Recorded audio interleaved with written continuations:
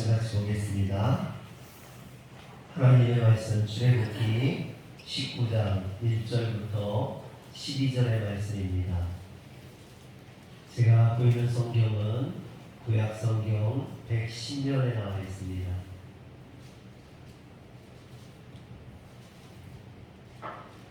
출애굽기 19장 1절부터 12절까지 같이 교독합니다.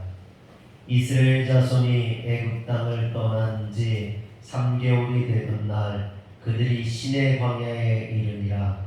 그들이 일어나 시내 광야에 이르러 그 광야에 장막을 치되 이스라엘이 거기 산 앞에 장막을 치니라. 모세가 하나님 앞에 올라가니 여호와께서 산에서 그를 불러 말씀하시되 너는 이같이 야곱의 집에 말하고 이스라엘 자손들에게 말하라.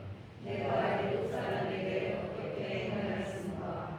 내가 어떻게 두들이 날개로 너희를 먹어 내게로 인도하였음을 너희가 보았느니라. 세계가 다 내게 속하였나니 너희가 내 말을 잘 듣고 내 언약을 지키면 너희는 모든 민족 중에서 내 소유가 되겠고 너희가 내게 대하여 제사장 나라가 되며 거룩한 백성이 되리라. 너는 이 말을 이스라엘 자손에게 전하였느니라.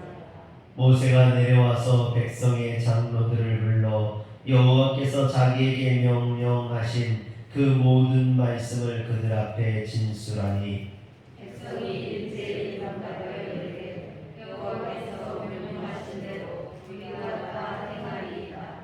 모세가 백성의 말을 여호와께 전하매 여호와께서 모세에게 이르시되 내가 빽빽한 구름 가운데서 내게 임함은 내가 너와 말하는 것을 백성들이 듣게 하며 또한 너를 영영히 믿게 하려 함이니라. 모세가 백성의 말을 여호와께 아뢰었으므로 여호와께서 모세에게 이르시되 너는 백성에게로 가서 오늘과 내일 그들을 선별하게 하며 그들에게 옷을 빨게 하고 준비하게 하여 셋째 날을 기다리게 하라.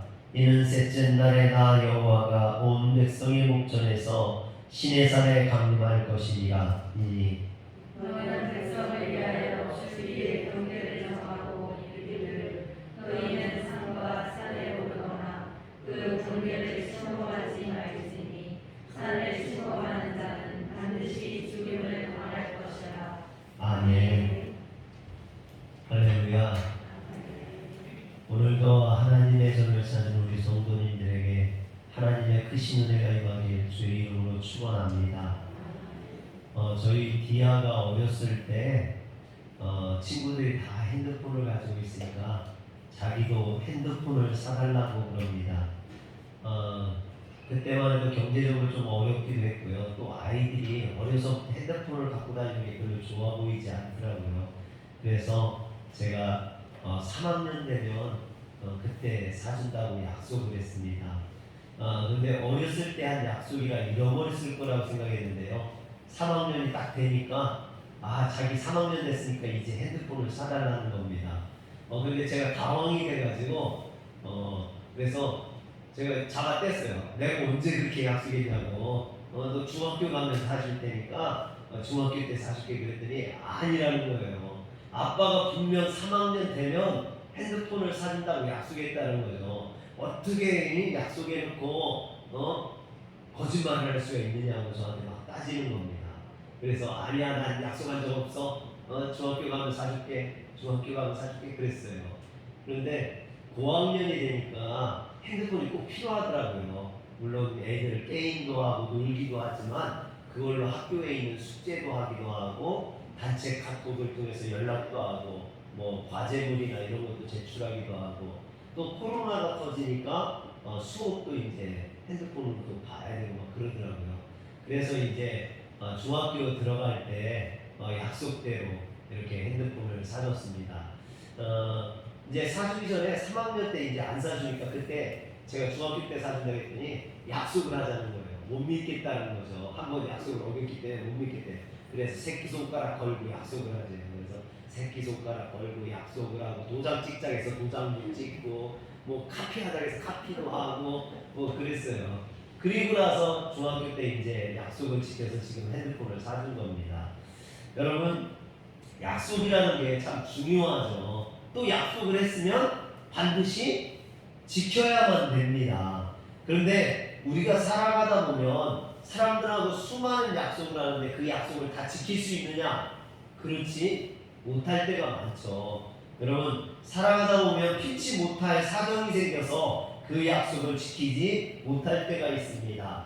그러면 상대방도 이게 피치 못할 사정이니까 이해를 해줄 수도 있어요. 그런데 이게 한 번이 아니라 두 번, 세 번 연속으로 반복되다 보면은 사람들이 뭐라 하냐면 저 사람은 신용이 없는 사람이야. 약속을 잘 지키지 않는 사람이야. 그래서 그 사람을 믿지 않고 약속을 하지 않게 됩니다. 이처럼 사람들은 약속을 지키는 것에 따라서 그 사람의 어떤 신실성을 판단하고 평가하게 됩니다.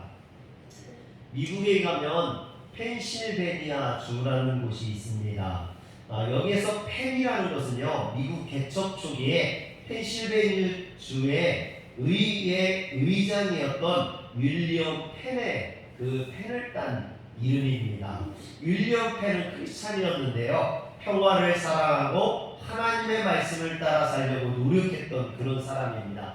미국 개척 초기에 미국 정착민들과 그리고 미국 토착 인디언들 간에 이런 어떤 갈등, 여러 가지 분쟁 이런 것들이 있었습니다. 근데 이때 윌리엄 펜은 인디언과 더불어서 함께 살아가는 그런 아름다운 그런 사회를 꿈꿨어요.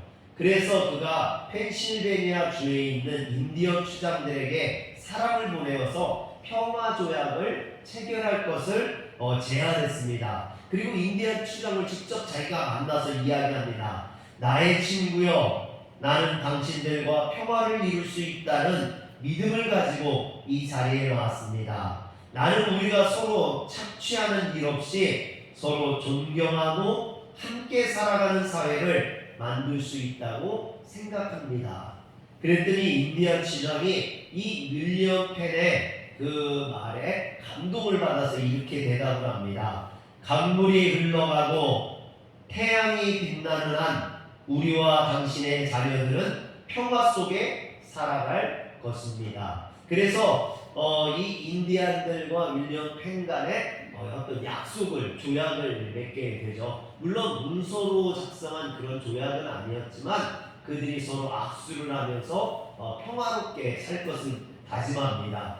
그리고 이 펜실베니아 주의 중심 도시였던 그 도시의 이름을 필라델피아라고 이름을 정하게 됩니다. 이 필라델피아라는 곳은요, 필리아라는 말과 아델푸스라는 말의 합성어입니다. 이 아델푸스라는 말은 형제라는 뜻을 가지고 있고요, 필리아라는 것은 어떤 친구 간의 사랑, 인간 간의 사랑을 의미합니다.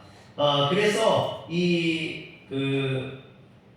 필라델피아라는 것은 어떤 형제 간의 사랑, 약속 이런 의미를 가지게 되겠죠. 그래서 필라델피아라는 이름처럼 펜실베니아주는 인디안과 정착민 사이에 형제 사랑을 약속함으로 어떤 그 평화스러운 그런 사회를 꿈꾸고 그런 사회를 만들 수 있었던 겁니다.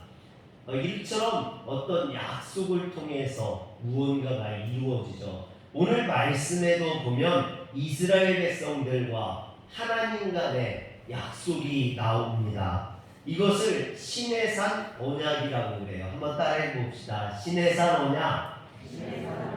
시내산 언약.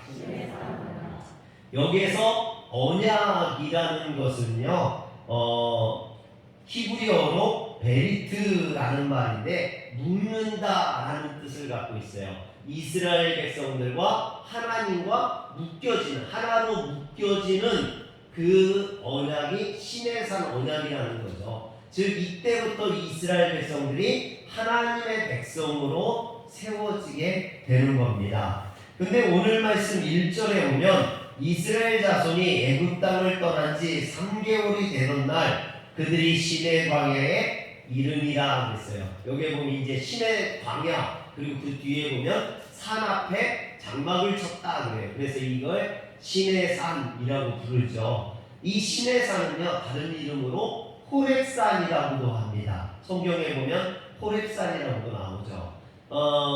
성지순례 가서 이 신의 산에 가보면 제벨 무사 이렇게 불러요. 제벨 무사. 그 얘기는 모세의 산이라는 뜻을 가지고 있습니다. 하나님께서 이스라엘과 언약을 맺으실 때 이스라엘을 대표해서 이스라엘 백성들의 지도자였던 모세를 만나주시고 모세와 언약을 맺으셨기 때문입니다.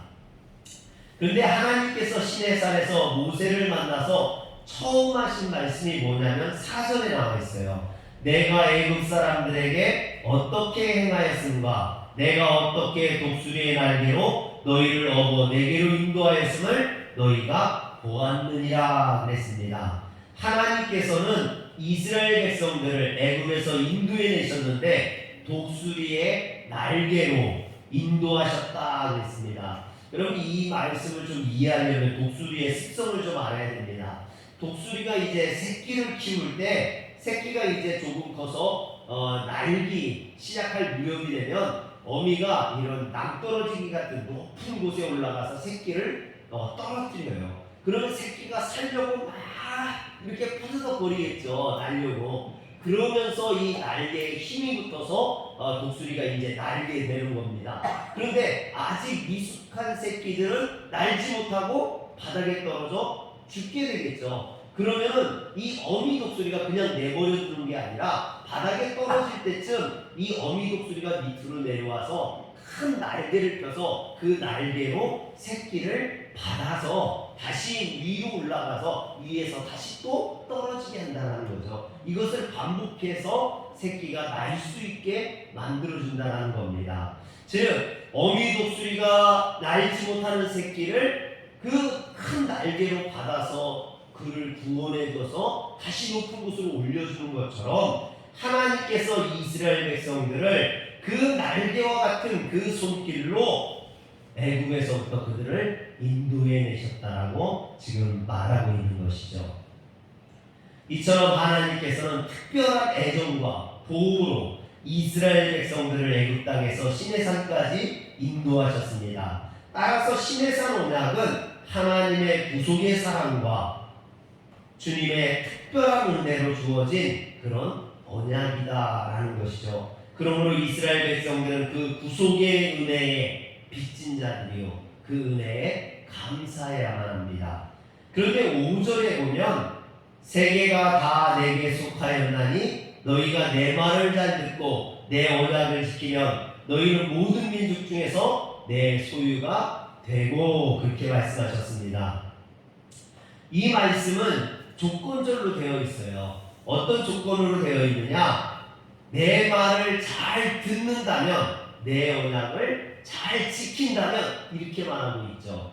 여러분, 우리가 하나님의 말씀을 잘 듣고 그 말씀을 잘 지킨다면 뭐가 된다며? 내 소유가 되고 내 민족이 될 것이다 라고 하나님이 말씀하시는 겁니다. 하나님은 이스라엘 백성들에게 당신의 말씀에 대한 순종을 이처럼 요구하시고 있는 것이죠. 이스라엘 백성들은 이 말씀에 순종해야 했습니다. 그리고 이 말씀에 순종할 때 하나님께서 그들에게 세 가지의 축복을 약속하고 계십니다. 세계가 다 내게 속하였나니 너희가 내 말을 잘 듣고 내 언약을 지키면 어떻게 되느냐? 첫 번째로 내 소유가 되겠다 그렇게 말씀하고 있어요. 그리고 6절에 보면 너희가 내게 대하여 제사장 나라가 될 것이다 라고 말하죠. 또 거룩한 백성이 되리라 말씀하셨습니다. 이처럼 5절과 6절에 보면 하나님께서 우리에게 세 가지 복을 주시는데 어떤 복을 주시냐? 내 소유가 되는 복, 그리고 제사장 나라가 되는 복, 거룩한 백성이 되는 복을 주시겠다라고 이야기했습니다. 이 약속은 구약성경에서 가장 중요한 약속입니다. 그리고 그래서 이 구약성경에 이런 약속들이 많이 나와요.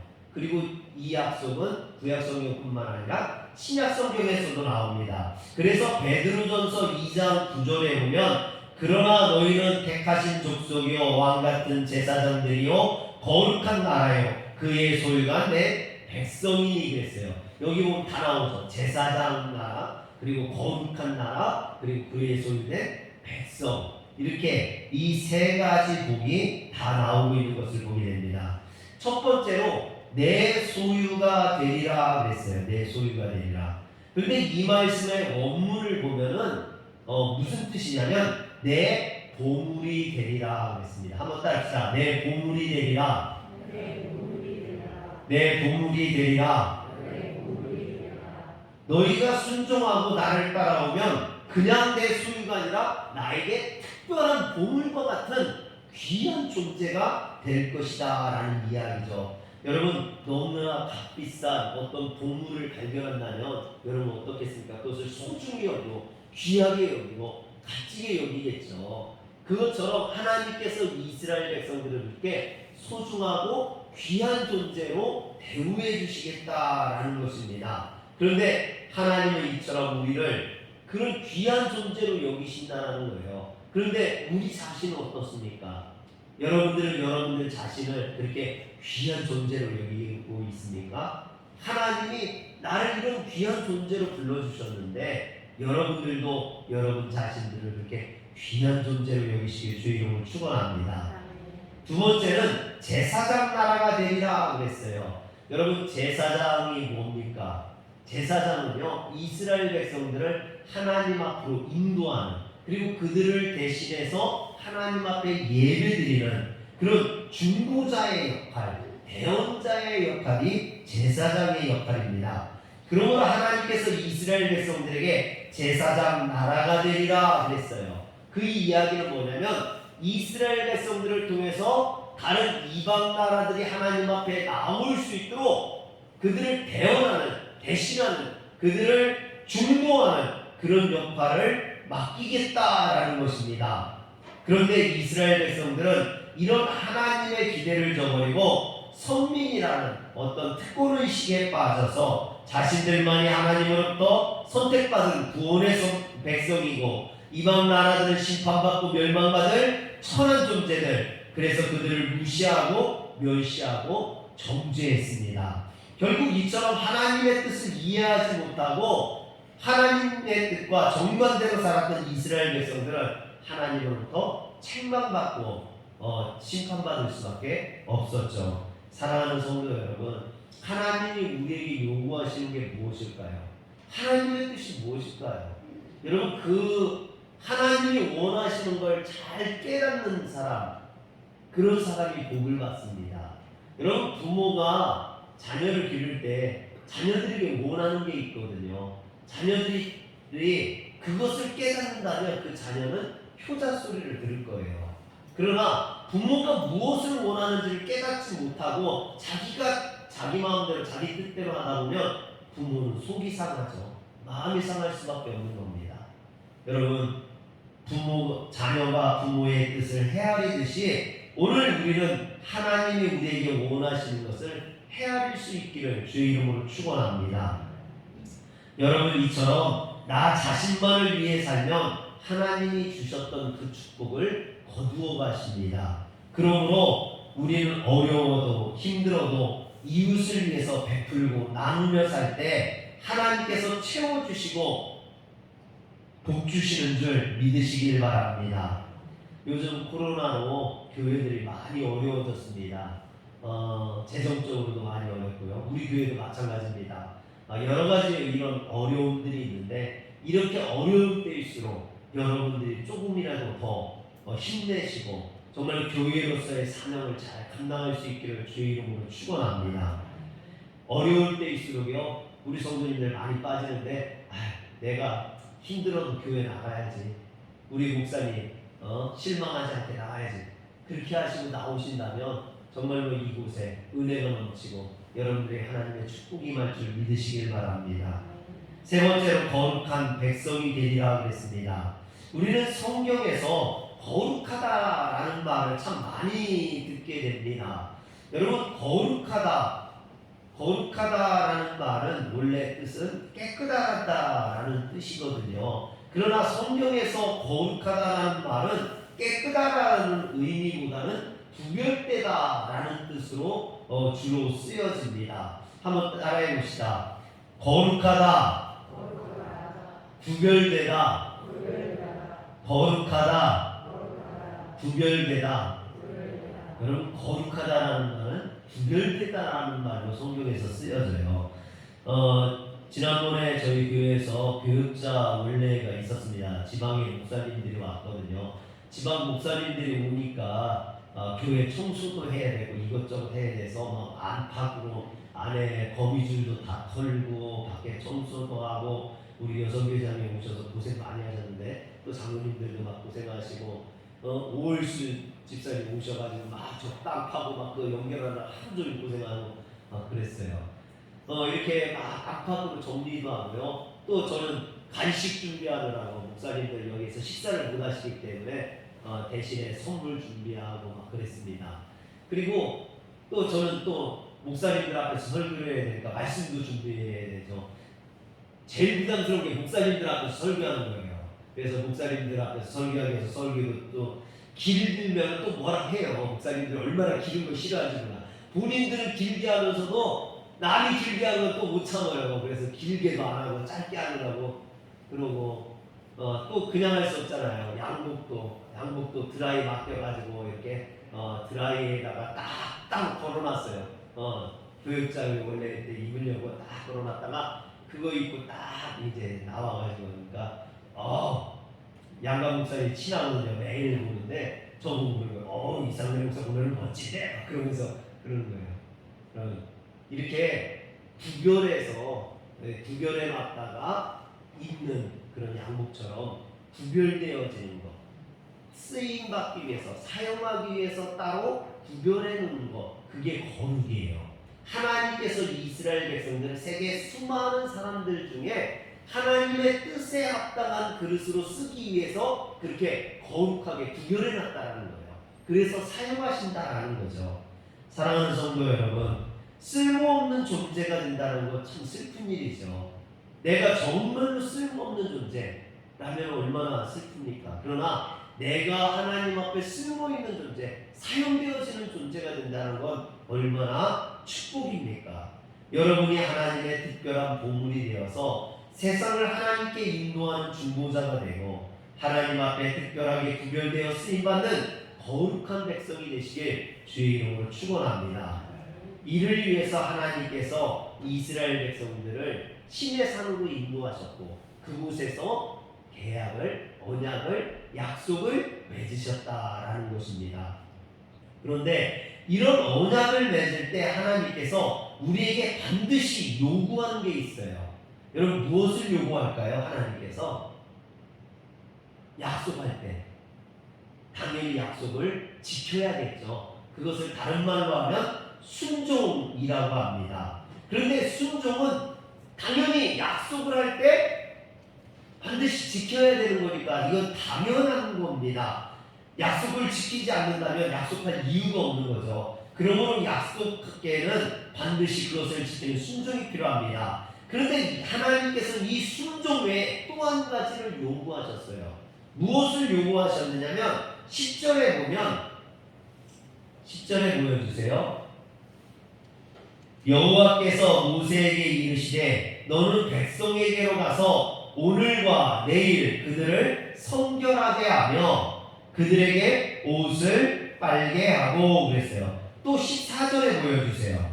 14절에도 보면 모세가 산에서 내려와 백성들에게 이르러 백성을 성결하게 하니 그들이 자기 옷을 빨더라 그랬습니다. 그리고 22절에도 보면 또 여호와께서 가까이 하는 제사장들에게 그 몸을 성결히 하게 하라. 나 여호와가 그들을 칠까 하노라 그랬어요. 여기에서 계속해서 반복되는 말이 뭐예요? 성결하게. 눈치 빠른 사람들은 벌써 목사님이 빨간색으로 딱 표시해놓은 걸 아는 거예요. 그래서 성결하게 하라. 하나님께서 이스라엘 백성들에게 순종, 그 약속을 지킬 것을 원하시면서 또 한 가지 원하신 것은 성결이라는 거예요. 성결. 우리가 정말 하나님의 쓰임받는 백성, 축복을 나누는 백성, 특별히 하나님 앞에 보배로운 존재로 살아가기 위해서는 순종할 뿐만 아니라 성결해야 된다라는 겁니다. 그리고 이 성결 다른 말로 하면 거룩이라고도 말할 수 있습니다. 여러분 집에 있는 그릇이요, 우리가 그릇들이 많이 있잖아요. 그 그릇들을 필요에 따라 씁니다. 국그릇은 국을 푸는데, 밥그릇은 밥을 푸는데, 그런데 간혹 밥그릇이 모자라면 어떻게 해요? 국그릇에다 밥을 필 수도 있죠. 어쨌든 내 마음대로 쓸 수 있어요. 그런데 못 쓰는 그릇들이 있어요. 어떤 그릇들이냐면 더러운 그릇. 거기에 잔뜩 뭐가 묻어있는 그릇들, 이런 그릇들은 쓸 수 없는 거죠. 깨끗이 씻어야만 쓸 수 있는 겁니다. 하나님께서 사용하시는 사람들도 마찬가지예요. 하나님이 쓰시는 사람 누구든지 쓸 수 있어요. 똑똑한 사람도 쓸 수 있고, 뭐 키가 작은 사람도 쓸 수 있고, 또는 부자도 쓸 수 있고, 가난한 사람도 쓸 수 있고, 하나님이 정말 다양한 사람을 쓰셨어요. 정말 다양한 사람을 쓰시는데 못 쓰는 사람이 있어요. 어떤 사람? 죄가 가득한 사람, 더러워진 사람, 이런 사람들은 쓸 수가 없는 겁니다. 그래서 성결하지 못한다면, 죄로 인해 더러워져 있다면 하나님께서 사용하고 싶어도 사용할 수 없다는 거죠. 그러므로 언약을 체결함에 있어서 우리에게 요구되는 것은 성결함입니다. 그래서 오늘 말씀에 보면 성결하게 하라 하고 그 뒤에 뭐라고 하냐면 깨끗하게 옷을 빨라라고 이야기를 해요. 옷을 빠는 행위는 그냥 옷을 빨아 입으라는 얘기가 아니라, 몸이 더러워졌다는 얘기가 아니라 성결하기 위해서 죄를 씻어내야 된다라는 의미가 있죠. 사랑하는 성도 여러분, 오늘 우리가 하나님 앞에 나와서 성결하게 되기를 주의 이름으로 축원합니다. 세상의 죄를 다 씻어낼 수 있는 시간이 되길 주의 이름으로 축원합니다. 그런데 이런 하나님의 언약에 대해 이스라엘 백성들은요, 오늘 말씀 8절에 우리가 백성이 일제히 응답하여 이르되 여호와께서 명령하신 대로 우리가 다 행하리이다. 한번 따라합시다. 여호와께서 명령하신 대로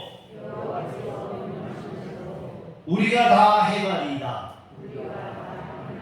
여러분, 얼마나 이스라엘 백성들이 당당하게 큰 소리로 여호와께서 명령하신 대로 우리가 다 행하겠다라고 이야기를 합니다. 큰 소리를 칩니다.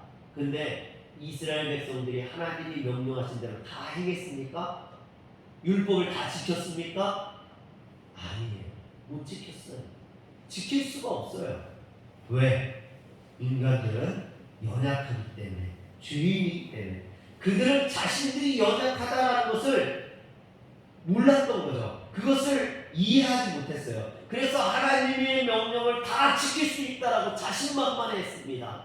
우리가 다 지킬 수 있어. 그러나 그들은 금방 불평하고 원망하고 우상을 섬기고 죄를 짓고, 하나님의 말씀을 지키기보다는 그 말씀을 거역하기가 더 쉬웠다라는 거죠. 그들에게는 하나님과의 약속을 지킬 만한 그런 능력이 없었던 겁니다.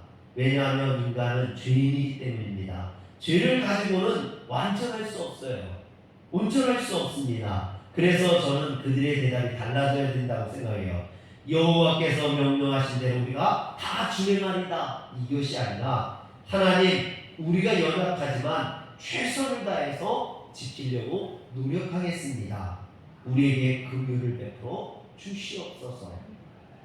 여러분, 이것이 우리가 죄인임을 깨달은, 연약한 인간임을 아는 우리의 고백이 되어야 될 줄 믿으시길 바랍니다. 이처럼 이스라엘 백성들은요, 연약했어요. 그런데 이것은 이스라엘 백성들 뿐만 아니라 오늘 우리 모두 다가 행해야 됩니다. 인간은 모두 다 연약해서 하나님의 언약을 다 지킬 만한 그런 능력이 없다라는 거예요. 부족하다라는 거죠. 이것을 하나님도 너무나 잘 알고 계셨어요. 그래서 하나님께서 다시 언약을 확인하는 과정에서 이스라엘 백성들에게 이 언약을 보완하기 위해서 피의 언약을 맺어주십니다.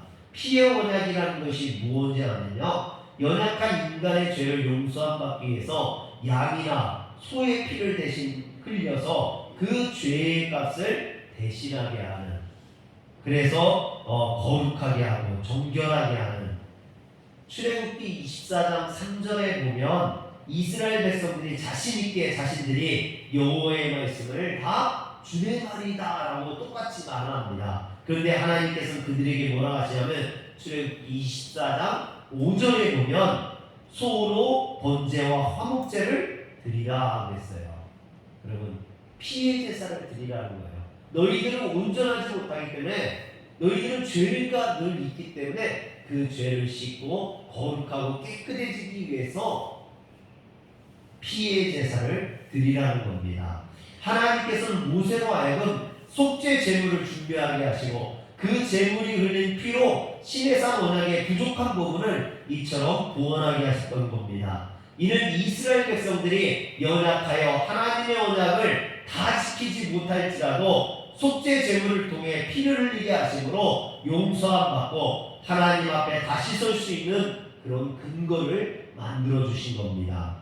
그래서 옛 언약, 즉 율법은 그 자체로는 완전한 것이 못 됩니다. 항상 피의 제사, 속죄 제물이 필요하죠. 그래서 하나님께서 이 제사를, 이 언약을 완전하게 하시기 위해서 우리에게 예수 그리스도를 보내주셨습니다. 그래서 예수 그리스도를 통해서 새 언약을 맺어주셨는데 이것이 예수 그리스도를 통한 갈보리 언약이에요. 한번 따라합시다. 예수 그리스도의 갈보리 언약. 이것이 우리에게 주어진 새 언약입니다. 예수 그리스도께서 십자가에 피 흘리심으로 우리의 연약함과 범죄에도 불구하고 용서함 받을 수 있고 하나님과 바른 관계를 유지하면서 여전히 하나님의 보배로운 존재가 되고 하나님의 제사장이 되며 또 하나님께서 특별히 구별해 쓰시는 거룩한 백성으로 살아갈 수 있는 그 가능성이 우리에게 주어진 것입니다. 구약의 동물 제사는요 불완전해요. 그래서 사람마다 죄를 지을 때마다 매번 반복해서 드려야만 했습니다. 그러나 신약의 예수 그리스도를 통해 이런 보혈의 피는요 모든 인류와 모든 세대의 죄를 단 한 번에 드려진 완전한 제사였습니다. 그러므로 우리는 이런 새로운 언약을 주신 하나님을 찬양하고 감사할 수 있어야만 합니다. 그래서 히브리서 기자는 이것을 설명하면서 시내산 언약을 첫 언약이라고 표현했어요. 히브리서 9장 1절에 보면 첫 언약도 피 없이 세운 것이 아니니 그랬어요. 첫 언약이 뭐예요? 모세에게 주신 시내산 언약을 의미해요. 그런데 이 언약은 부족해서 피가 필요하다고 했잖아요. 그래서 히브리서 9장 13절에 보면 염소와 황소와 암송아지의 피를 부정한 자에게 뿌려 그 육체를 정결하게 했다라고 이야기를 합니다. 거룩하게 했다라고 이야기하죠. 부족한 죄인들은 이처럼 양이나 염소나 소를 잡아서 그 피를 뿌려야 됐어요. 생명을 죽여서 그 생명을 대신하게 했던 거죠. 그러나 새 언약, 바로 예수 그리스도의 갈보리 언약을 의미합니다. 이 갈보리 언약은요 염소나 송아지의 피를 필요로 하는 게 아닙니다. 예수 그리스도의 피를 의미하죠. 그래서 9장 12절에 보면 오직 자기의 피로 영원한 속죄를 이루사 그랬어요. 예수 그리스도의 피로 영원한 속죄를 이루는 거죠. 또 9장 14절에 보면 하물며 영원하신 성령으로 말미암아 흠없는 자기를 하나님께 드린 그리스도의 피가 어찌 너희 양심을 죽은 행실에서 깨끗하게 하고 살아계신 하나님을 섬기게 하지 못하겠느냐라고 이야기합니다. 이처럼 예수 그리스도의 피는 우리를 깨끗하게 하고 하나님 앞에 서게 한다라는 것이죠. 결국 예수 그리스도의 보혈을 통해서만 우리가 죄사함을 받고 온전해질 수 있으며 하나님 앞에 서서 거룩함을 유지하고 하나님의 백성으로 쓰임받을 수 있는 줄 믿으시길 바랍니다. 오늘 하나님께서는 우리에게 이처럼 첫 언약 시내산 언약을 주셨고요. 그것의 부족한 부분을 피의 언약을 통해서 채워주셨고 그리고 예수 그리스도를 통해서 갈보리 언약을 주심으로 우리에게 온전한 언약을 주셔서 우리가 하나님의 백성으로 또 거룩한 나라로 또 하나님의 제사장으로서의 삶을 이처럼 살 수 있게 만들어 주셨는 줄 믿으시길 바랍니다. 우리는 하나님 앞에 서기에 많이 부족합니다. 연약합니다. 죄인입니다. 그렇지만 예수 그리스도의 보혈의 피로 말미암아 오늘 이렇게 주님 앞에 서게 되는 줄 믿으시길 바랍니다. 그러므로 늘 감사하시고 주님 앞에 모든 영광 돌리는 성도들 되시길 주의 이름으로 축원합니다. 기도하겠습니다. 전능하신 하나님 감사합니다. 우리 같은 죄인들을 주님 불러주시고 인도해 주시니 주님의 크신 은혜를 우리가 잊지 않게 하시고 날마다 주의 복음을 증거하게 하시며 아직도 주님을 알지 못하는 자들을 주님 앞에 인도할 수 있도록 주여 도와 주시옵소서. 우리 주 예수님의 이름으로 기도합니다. 아멘.